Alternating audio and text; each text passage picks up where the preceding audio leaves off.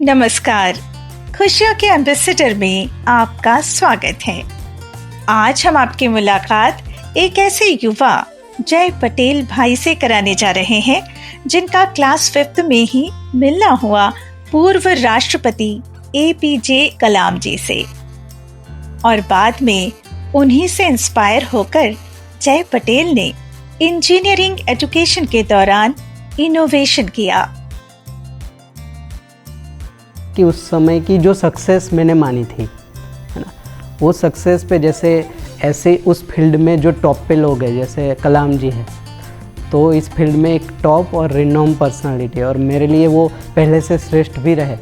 उनको ही मैंने श्रेष्ठ माना था जब मैंने 5th स्टैंडर्ड में पहली बार उनसे साइंस फेयर के तहत मिला था जब वो राष्ट्रपति थे। तो एक इमेज उनकी थी कि ऐसा बनना है या उनके जैसा काम करना है, ऐसा बैकग्राउंड में ऐसा कुछ रह गया था। और ये स्टार्टअप के चलते उनसे मिलना हुआ, जो मैंने माना हुआ था वो सब पूरा होता हुआ दिखा।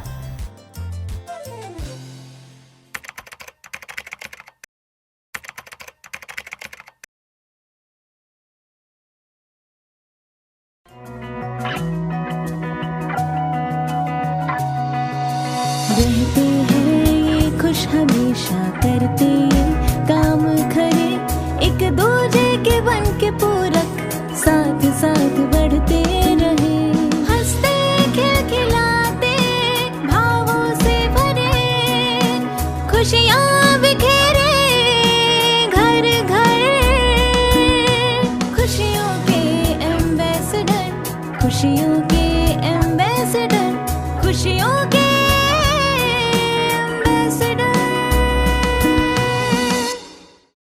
जय पटेल जी की आरंभिक शिक्षा वडोदरा के पास डभोई में हुई। स्कूली शिक्षा पूरी करके वे राजकोट आए इलेक्ट्रॉनिक्स एंड कम्युनिकेशन इंजीनियरिंग की पढ़ाई पूरी करने के लिए। कॉलेज में इंजीनियरिंग शिक्षा के तीसरे साल में ही प्रोजेक्ट वर्क के तहत शारीरिक रूप से कमजोर विशेष लोगों के लिए जय पटेल ने खास किस्म के गैजेट्स का प्रोटोटाइप डिजाइन कर दिया, जिसकी चर्चा देश भर में होने लगी।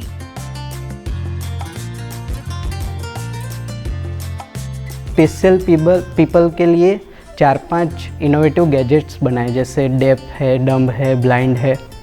उनकी डेली लाइफ और आसान हो इसके लिए हमने ऐसे गैजेट्स बनाए इलेक्ट्रॉनिक्स के कि उनके जैसे उनको कहीं पे जाना है तो सेल्फ गाइडेंस सिस्टम से लेके ऐसे दृष्टि ध्वनि करके 2-3 प्रोजेक्ट बनाए।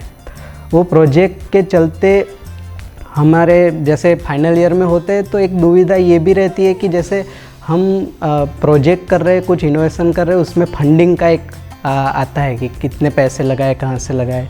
तो उस समय जैसे घर से पैसा लेना भी उचित नहीं लगता था, तो हमने एक प्रयास किया जितने भी टेक्निकल इवेंट्स होते उसमें हम अपना प्रोजेक्ट रिप्रेजेंट करते थे, वहाँ से कुछ हमें फंडेड या प्राइज़ मनी मिलता था, उसको हम प्रोजेक्ट में लगाते थे। तो इस तरह से पूरा 1-2 साल 5-6 इनोवेशन चले और कि ये सक्सेसफुल हुए।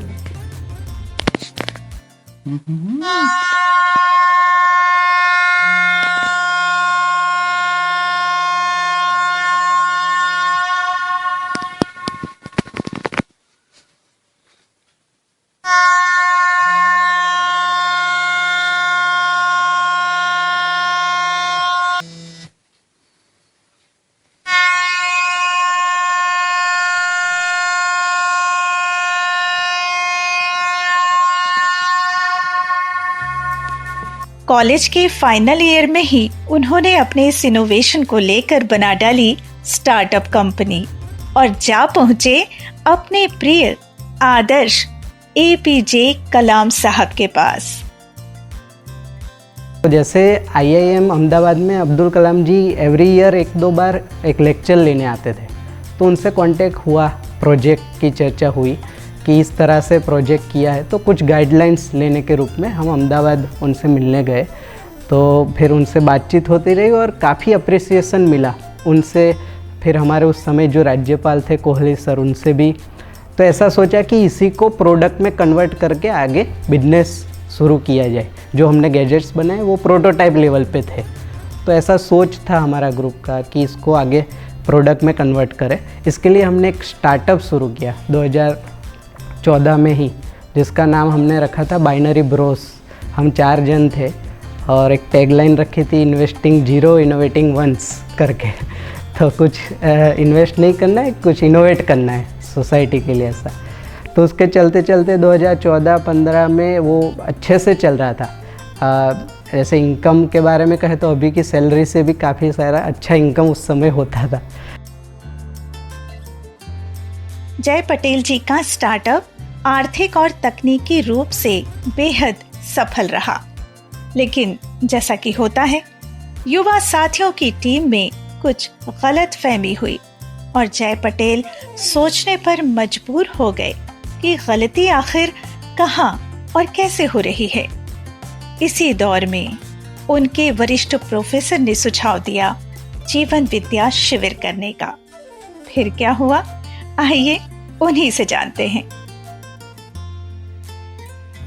हमारे गाइड भी थे, मेंटर भी थे, और उन्होंने मुझे ऐसा बताया कि ये कोई ऐसी चीज़ है, तुझे मज़ा आएगा, तेरे लायक कोई चीज़ है तो अटेंड कर एक बार, ऐसा मुझे उन्होंने बताया। तो उस समय तो मैं स्टूडेंट था और मैंने जस्ट पास ही किया था, तो उनके कहने से उन पे मुझे विश्वास था, तो मैंने ये शिविर अटेंड किया। तो 2014-15 के आसपास जब मैंने पहली बार ये शिविर अटेंड किया ना, तो मुझे ऐसा लगा ये पहले वर्कशॉप से कि ये कोई ऐसी चीज़ है जिसको मुझे और समझने की आवश्यकता है या उसको और एक्सप्लोर करने की आवश्यकता है। क्योंकि उससे पहले जो बैकग्राउंड जो सेट हुआ था उसमें ऑलमोस्ट काफ़ी सारी चीज़ें अभी जो कहते हैं वो सब सेट हो चुकी थी और काफ़ी सारा अच्छा भी वो चल रहा था। लेकिन ये शिविर अटेंड करने से पर्सनली मुझे ऐसा लगा कि ये कोई ऐसी चीज़ है जिसको और एक्सप्लोर करने की आवश्यकता मुझे लगी।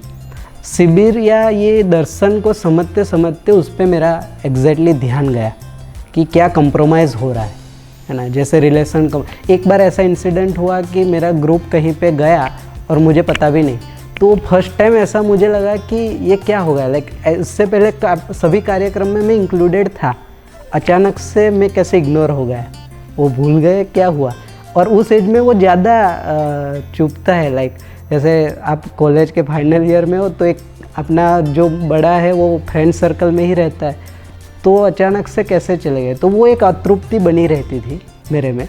और जैसे ही दर्शन का मैंने पहला शिविर किया, ये सब पॉइंट्स जो है अलग अलग वो डॉट्स कनेक्ट होते मुझे लगे बैकग्राउंड में कि ये सबका कहीं पे एक जगह पे सॉल्यूशन है, जो मैं भी करना चाहता था और जो अभी प्रॉब्लम है वो सबका यहाँ पे एक सॉल्यूशन दिख रहा है, एक बड़ा कैनवास। इसलिए मुझे ऐसा मन बना कि इसको एक्सप्लोर करता हूँ। जय पटेल को अपने नवीन इनोवेशन करने और उनकी योग्यता को देखते हुए इलेक्ट्रॉनिक फील्ड में बड़ी बड़ी कंपनीज के अच्छे पैकेज के साथ जॉब ऑफर्स भी आए, साथ ही गवर्नमेंट प्रोजेक्ट के ऑफर भी आए।